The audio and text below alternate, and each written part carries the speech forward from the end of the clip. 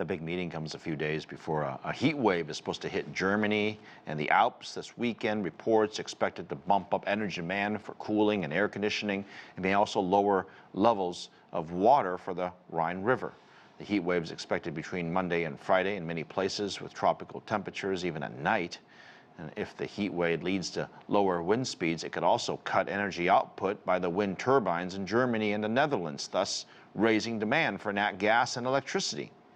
Lower water levels on the Rhine could also impact fuel and coal imports. For more on the energy market, I'm joined by Aurel Braun. He's the professor of international relations and political science at the University of Toronto. Good to see you, sir. You know, a year and a half ago, we were worried that oil prices were going to hit $125 a barrel. There'd be no nat gas in the world, and we've had major supply disruptions. Fast forward to today, things seemingly in significantly better shape. We don't have a crisis. In fact, we have OPEC members cutting their production to increase the price of oil, which perplexes me greatly. Why are they doing this? There's a great deal of irony, as you rightly point out, that this is not what we had expected. And Russia thought that they could bring a tremendous amount of pressure on Europe, on the West in general, using energy, especially natural gas and oil, and this has not exactly happened. So how is OPEC handling this?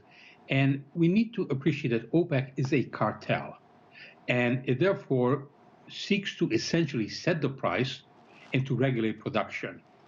If this was happening at a domestic level, in many countries, there would be antitrust legislation.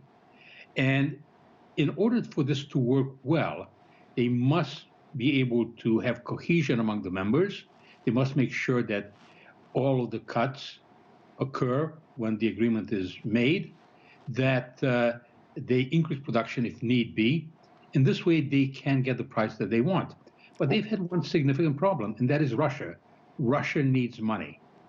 Russia is also subject. I mean, are you saying there's pressure from Russia to these other OPEC members to get the price high? I mean, are they doing this to partially appease Russia?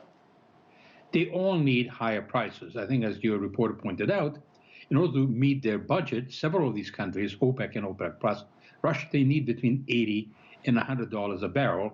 And the benchmark Brent crude today was, what, $76.30. So it's quite a bit below that. But Russia is engaged in a major war, and they are running through a vast amount of funds. They had to make deals with India and other countries to sell oil at preferential prices. They also are subject to a cap. This was something that was brought in by Janet Yellen, and she claims that it's working, which means that they have to sell oil below the price that OPEC sets. Well, a lot of countries will want to buy Russian oil, and Russia is not a reliable partner.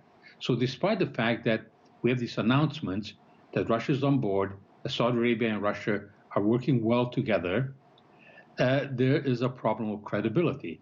And perhaps this is one of the reasons why they ejected some of the news organizations, because the psychology is important here. Right. In order to maintain certain prices, you have to have the perception of unity, and you also have to have the belief that demand will increase.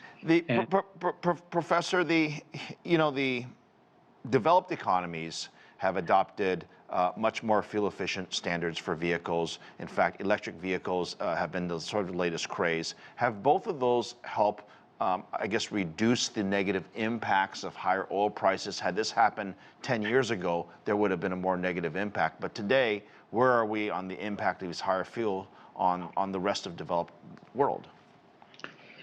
They indeed are using more electric vehicles, but if you look at the total number of vehicles on the road, the number of electric cars and the tiny number of trucks is relatively small. So that's not going to have that huge an impact. But Western countries, developed economies, have become more efficient at using energy. They have tried to devise ways in which they can ration times and so on for energy use, and to cooperate to transfer energy supplies from one country to another, so to have that kind of flexibility. That has always also been the case that the economies have slowed down, and so they are not generating as much demand as if they were growing at a rapid pace. Right. Real quick, Professor. I know that hot and cold have a big impact on nat gas, but how big of an impact does it have on, say, crude oil? It has an impact on that as well, because crude oil is crucial. And I should point out that in the case of Russia, the largest source of revenue is not natural gas, it's actual oil. And they did get more revenues in the first half of 2022 than the previous year, but now I think they're beginning to get a lesser return on that oil. So we don't know what they're doing behind the scenes to try to increase the revenue they have, because they really need that. But oil is also fungible, so there are countries that are putting out oil on the market, which may not immediately turn up. And I think OPEC has a problem that they project unity, but it may not be as strong as they would like to have. Well, look, the story of OPEC has been the same story for the last couple of decades, but here we are. We're just going to have to find a way to work with the system here. Appreciate your thoughts on it. Aurel Braun, professor over at the University of Toronto.